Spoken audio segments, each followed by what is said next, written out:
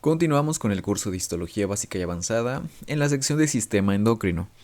Esta vez toca analizar al, al órgano llamado tiroides. Bueno, mejor dicho, glándula, que en este caso pues es una glándula de secreción endocrina. Bien, entonces ya habíamos analizado el complejo que regula precisamente todas las glándulas del organismo, que es precisamente la hipófisis. Sin embargo, todas ellas, pues, a pesar de que están a libre demanda de la hipófisis, también tienen cierta independencia y cierta producción propia, ¿sí? Porque realmente puede haber enfermedades que alteren directamente a la hipófisis, a la pituitaria, o enfermedades propiamente locales. Entonces, no está de más saber cuál es la función de cada una de las células de las mismas glándulas. Y en este caso, la tiroides es una glándula, pues, de las principales que tenemos en nuestro organismo, debido a que regula todo el metabolismo prácticamente. Si estamos teniendo problemas nutricionales, si tenemos incremento de peso, disminución de peso, retención de peso, incluso para las personas que quieren disminuir de peso pero no pueden, mucho de ello tiene que ver la glándula tiroides y sobre todo en el metabolismo de las grasas, ¿sí? Porque, bien, las células comen y comen, pero lo que realmente causa o lo principal que podemos notar con las personas que tienen hipo o hipertiroidismo, hipo o hipertiroidismo, separado. Es precisamente esa variabilidad en la cuestión de reservas de grasa, que es precisamente lo que genera que las células ocupen de energía. Bien, entonces, esta glándula está en el medio del cuello, a nivel del cartílago tiroides precisamente. Alrededor de él está sobre su propio plano de sustentación, una fascia, y también en su periferia hay bastante músculo del mismo cuello. La glándula tiroides se menciona que son dos lóbulos unidas por un istmo, ¿sí? En forma de mariposa, ¿sí? Siendo que el istmo pues, está prácticamente en el cuello en la parte de la manzana de Adán, y de ahí se derivan los dos lóbulos. Bien, evidentemente puede variar un poco la morfología, pero de forma general, pues esa es la que cumple. Puede tener algunos lóbulos numerarios, supernumerarios, restos distribuidos por todo el cuello. A veces se pueden encontrar debajo de las glándulas salivales sublinguales, a veces incluso dentro de la cavidad torácica. Sin embargo, esos son meros restos anatómicos que siguen siendo funcionales. Aquí la cuestión es cuando hay alguna patología de tipo neoplásica, ¿no? Ahora, almacenar la hormona es la función principal de la tiroides. ¿Por qué? Porque la mayor parte de las células que vamos a analizar, o bueno, de las glándulas que vamos a analizar, liberan inmediatamente su secreción. Realmente no la almacenan. Lo que pasa en la tiroides es que sí se almacena, debido a que pues prácticamente es la batería que va a estar alimentando a todo el cuerpo en cuanto a regulación. Entonces necesita grandes reservas de esta hormona porque se están ocupando todo el tiempo y se están liberando todo el tiempo. ¿Y qué se guarda en estas cisternas que podemos ver acá? Pues precisamente la hormona tiroidea unida con una proteína llamada globulina o tiroglobulina en este caso. Bien, entonces cada una de estas islas o albercas que podemos ver acá se llama folículo. Y como tal, el folículo literal es como si fuera un globo inflado. Ahora, noten bien esa analogía. Vamos a analizar en base a esa analogía la morfología que vamos a ir descubriendo a través de su estudio. Entonces, esta secreción también es llamada coloide, que no es otra cosa que hormonas tiroideas, o en este caso, pues yodo prácticamente, unida con la proteína tiroglobulina. Bien, entonces, lo que conforma a estas células, bueno, lo que conforma a estos folículos son células foliculares. Sí, su nombre mismo lo dice. Ahora, ¿cuál es la diferencia? Porque hay dos poblaciones celulares, las parafoliculares y las foliculares. En realidad, todas esas células están envueltas en el mismo folículo. Todas están en esa misma membrana basal. Lo que los diferencia es la ubicación de la mayor parte del cuerpo, ¿sí? Entonces, ahorita lo vamos a analizar. Entonces, esta sustancia de acá se le llama coloide y como tal, las paredes del folículo están revestidas por unas estructuras celulares llamadas células foliculares. Estas células foliculares tienen la capacidad de sintetizar la hormona tiroidea y además de almacenarla. ¿Cómo lo hacen? Tomando el yodo que viene en la sangre, que viene de la dieta por supuesto, y pues ahí lo van guardando, ¿sí? Porque de manera natural el yodo es difícil de conseguir, ¿sí? Es es una parte fundamental de nuestra evolución, pero sin embargo no es muy abundante en todas las estructuras celulares que podemos encontrar en los alimentos, sí en los minerales. Por ello, nuestro cuerpo guarda esas reservas y de cierta forma pues es importante tener en cuenta las disposiciones geográficas en donde sí hay yodo de forma natural en los alimentos. Sin embargo, pues de manera reglamentada incluso, la sal está yodada precisamente para contribuir a la dieta, donde las zonas no tienen como tal en su medio las frutas, verduras, vegetales, incluso los animales, acceso al yodo. Entonces, estas células foliculares tienen una morfología variable, ¿sí? Se describe de manera clásica y en la mayor parte de los libros que ustedes pueden encontrar que tiene un epitelio, como lo podemos ver aquí, cúbico simple, ¿bien? Citoplasma eosinofílico, ligeramente eosinofílico, y núcleo esférico con cromatina laxa. Bien, pero no siempre podemos encontrarlo así. Entonces, recuerden aquí la analogía del globo inflado.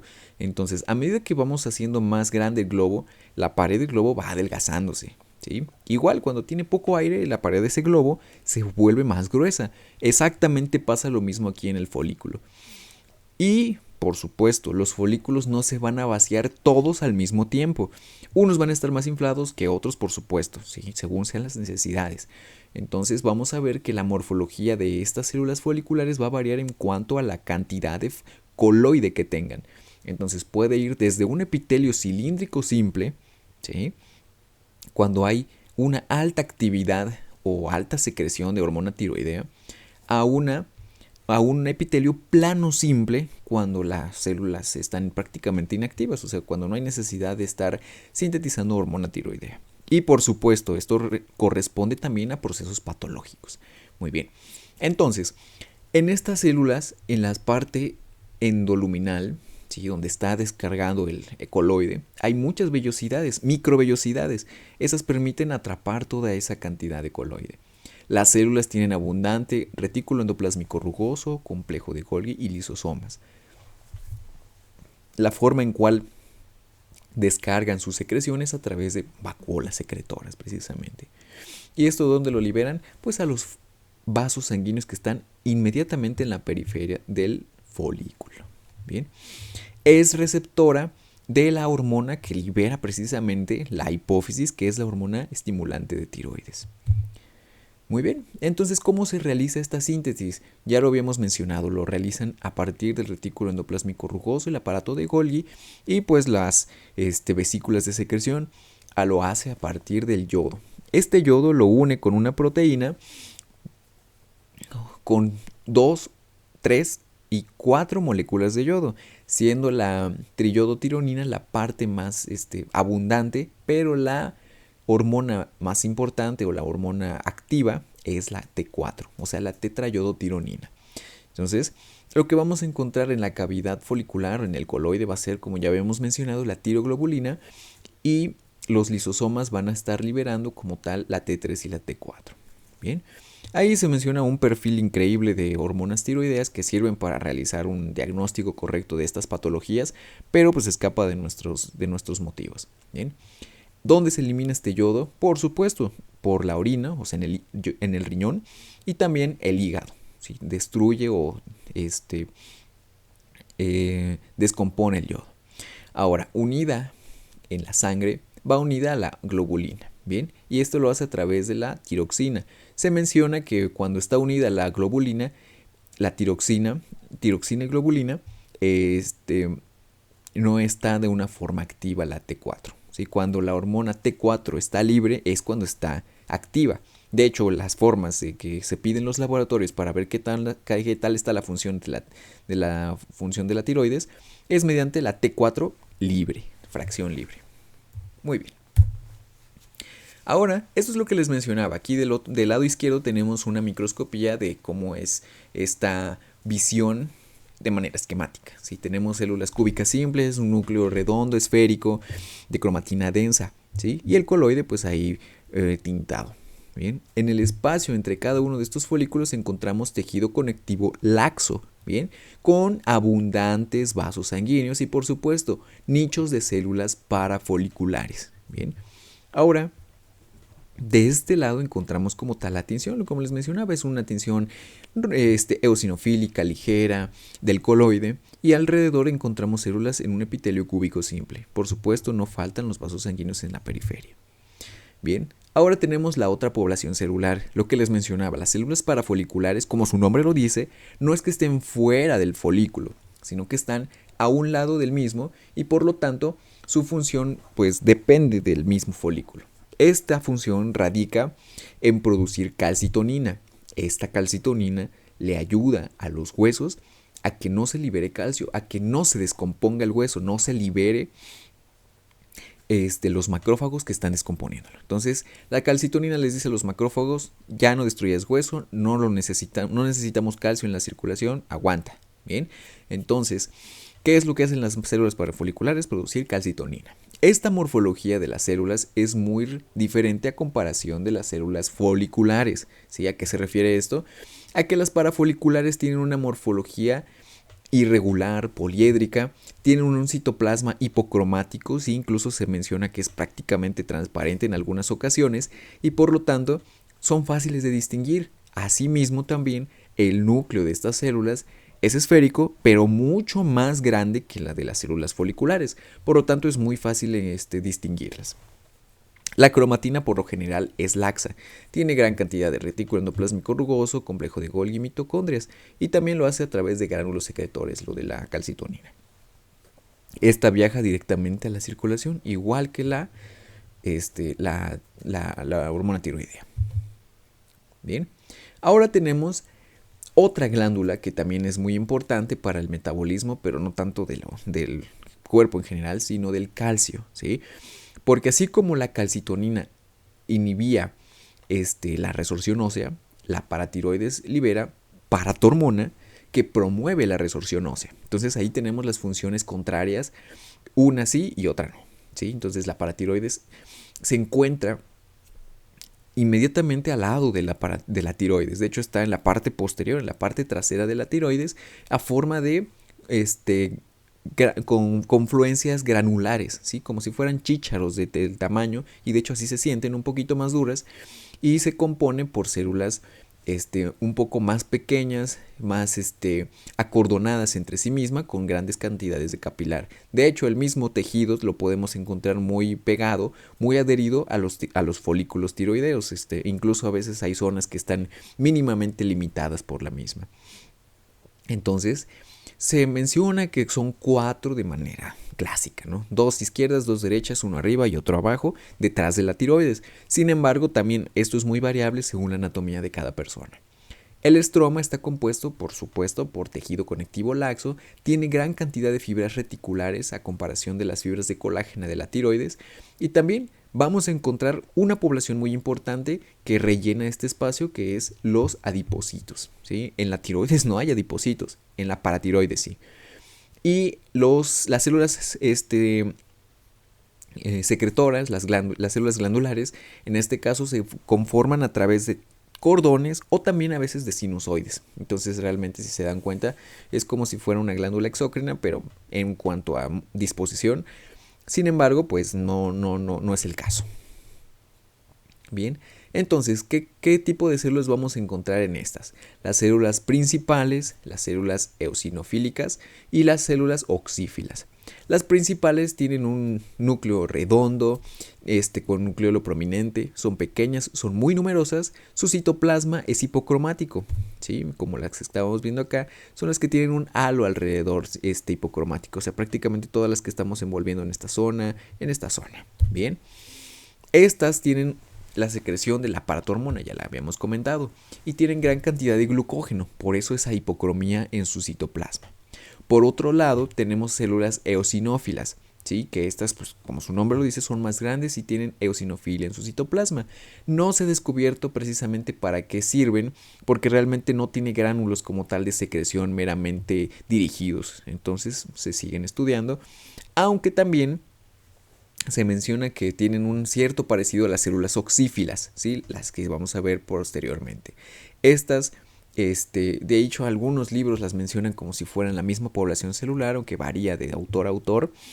Y bien, estas células, que también corresponden a esa población celular eosinofílica, son células con gránulos acidófilos pequeños, gran cantidad de mitocondrias y por supuesto son más grandes, como las que estábamos viendo pues precisamente en esta zona y en esta zona. Todas estas son las células oxífilas o acidofílicas. Bien, y aquí tenemos un acercamiento, una célula acidofílica, acidofílica, acidofílica. Y las que están en su alrededor, pues las células principales, como podemos ver.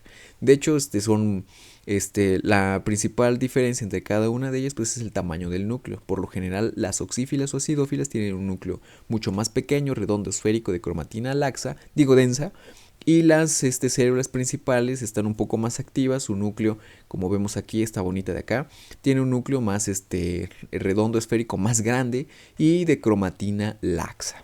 Bien, por supuesto, en su alrededor vamos a encontrar gran cantidad de vasos sanguíneos que pues, nos permite realizar su función. Por otro lado tenemos a la glándula suprarrenal. Esta vamos a encontrarla en la parte superior de los dos riñones, en el polo apical de hecho. Están como si fueran un capuchoncito del mismo riñón y estas tienen una función pues bastante importante en cuanto a la regulación de la hidratación de nuestro organismo. Bien, así como también el riñón tiene una corteza y una médula.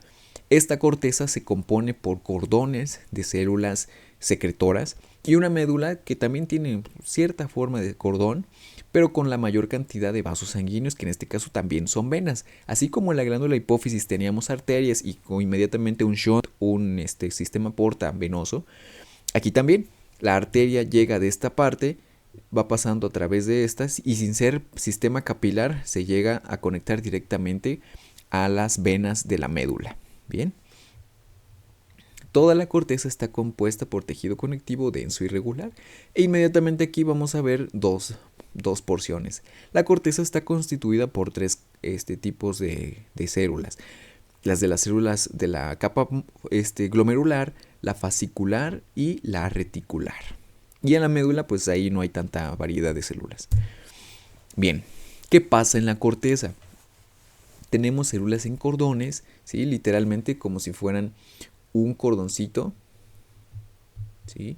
De un corte transversal y de forma longitudinal pues vemos unos cordones así. Y en el medio del tubo está el vaso sanguíneo, ¿sí? Entonces, en la zona glomerular tenemos grupos de células que son ligeramente más basófilas que ocupan una quinta parte de esta corteza. Realmente a veces en las muestras humanas es mínima la observación de estas. Son células pequeñas, poliédricas, basófilas de núcleos densos esféricos. ¿Ven? La zona fascicular es esta que podemos encontrar acá y esta corresponde a la más prominente. Es una zona de células mucho más grandes, mucho más hipocromáticas en su citoplasma. De hecho son hipocromáticas, son prácticamente transparentes y se alcanzan a ver ligeras burbujas. De eso a que se le llame espongiocitos a estas células. ¿Sí? ¿Por qué? Porque tienen gran cantidad de lípidos. Recordemos que ahorita vamos a ver qué es lo que producen, pero pues son prácticamente a partir de esteroides, a partir de lípidos, de donde se extraen estas hormonas que va a secretar. Sus núcleos son pequeños, aunque se menciona que también son grandes relativamente a otras células, pero en cuanto al tamaño celular son relativamente pequeños, de esféricos, de cromatina densa. Las células son poliédricas y en algunas zonas puede haber núcleos laxos según la producción que tengan y se describen ligeramente basófilas, pero a la tinción realmente son ligeramente hipocromáticas. Bien. Y por último tenemos la parte reticular que está pues en esta zona que está rodeando acá. Y estas células son más pequeñas, son anastomosadas, como si fueran una hilerita que se van ramificando. Y estas tienen una morfología pues más pequeña, son más acidófilas, son más rositas por supuesto, y pueden llegar a tener pigmentos marrones de lipofuscina, característicamente, aunque raramente es visible. Y aquí podemos ver las diferentes estirpes celulares que encontramos. De este lado tenemos a las células de la granulosa, ¿sí? Mismas que tienen una basofilia notable. Después las de la zona fascicular, vean que aquí se alcanzan a notar como si fueran los cordoncitos. Los espongiocitos aquí se ven visibles. Y por último los de la reticular, que asemejan como si fueran, como les mencionaba, como si fueran escaleras, como si fueran filas de células que se van ramificando, y cada una de ellas pues tiene diferentes propiedades. Entonces todas estas células tienen un gran complejo de Golgi, un abundante retículo endoplásmico liso que tiene la capacidad de estar secretando de procesar a los lípidos. Las mitocondrias en este caso, en cada una de las capas de la corteza son diferentes. En la glomerular son más pequeñas, alargadas, en la fascicular son esféricas y en la reticular son tubulares. ¿Qué es lo que produce cada una de estas capas? Pues bien, la glomerular produce mineralocorticoides. ¿Cuáles son estos? La aldosterona y la desoxicorticosterona. ¿Qué hace esta? Pues regula el equilibrio del agua y la cantidad de electrolitos que se encuentran en nuestro cuerpo. ¿Sí? Regula como tal la concentración de los mismos. La fascicular produce glucocorticoides. ¿Cuáles son? Pues el principal, el cortisol, ¿sí? O la cortisona, que ayuda al metabolismo de los lípidos y de los carbohidratos. También tiene una parte importante en los procesos inflamatorios, ¿sí? Es un potente antiinflamatorio, y también forman una hormona masculina que se llama dehidroepiandrosterona, ¿sí? Que es prácticamente la que va a diferenciarse en la testosterona posteriormente. En la reticular, de manera característica, aquí sí se producen como tal hormonas sexuales, glucocorticoides, también estrógenos y andrógenos. Entonces, vamos a dejar la clase hasta esta parte y continuaremos con la parte medular en la siguiente. Gracias por su atención.